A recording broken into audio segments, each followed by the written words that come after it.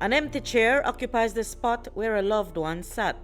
The anguish that prevails each time the family gathers at the dinner table at Christmas is no doubt heart-wrenching. There are quite a few families that endure that pain in Belize because, while in most cases they know their loved one is no longer alive, they never got closure. Since 2018, the family of Anisha Young experiences that pain every time Christmas draws near. She disappeared just before the holidays after a night on the city. Her uncle, Nelson Tillett, says almost 5 years later, they endure that same pain. When December comes, they're like, I don't remember when my sister break down, my mom break down, I break down. Every year when December, like we don't really have Christmas like that again, like first. Tillett told News 5 that when the police investigation into his niece's disappearance reached a dead end, her mother wanted to seek help from authorities in the U.S., where she resides, but she never got that chance. My sister want actually get the swabs there and ship it to America where he could do the forensic there.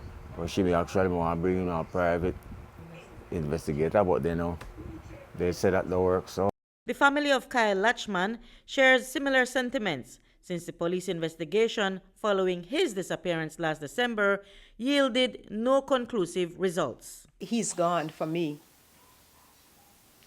But the I guess the whole family would want to have is closure, his body.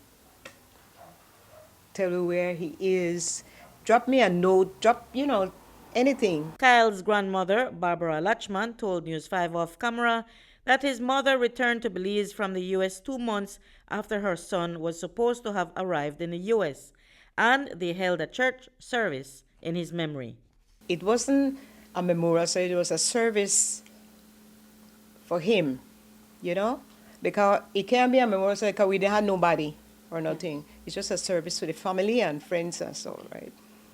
Yeah, and they all leave the following week and they went back, and from then we haven't heard anything at all. The grieving grandmother says that not having had the closure gives her a false sense of hope. Every day or other day or so he'd pass by and, Grandma, you need anything? And Grandma, and things like that and so. And that is what I miss. Most of the time he does have a shirt across the shoulder or a undershirt. And most of the time I sit down at the window and I see the boys and coming over the bridge riding a bicycle without shirt, my mind reflect right back on him. It is likely that the missing persons list, dating back 2 decades, numbers in the hundreds. Some stories gripped us when news broke of their disappearances, like brother and sister duo Benjamin and Oneila Rush, ages 11 and 9 respectively. They were selling produce in Cattle Landing, Toledo, when they disappeared on August 31st, 2010. The 2 children, who were residents of San Marcos Village, would have been 24 and 22 years old today. And we all remember the 7 anglers who went missing while on a fishing trip on November 4th, 2007.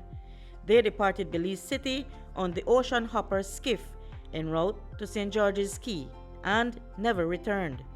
The body of one of the men, Magistrate Richard Swift, was discovered days later near Glover's Reef. Up to this day, the 6 other men, namely Derrington Escobar, Mauro Quiroz and his son Abner Quiroz, Nick Nicholson, Gustavo Briceño, and Elon Reyes, have not been found. Reporting for News 5, I'm Marion Ali.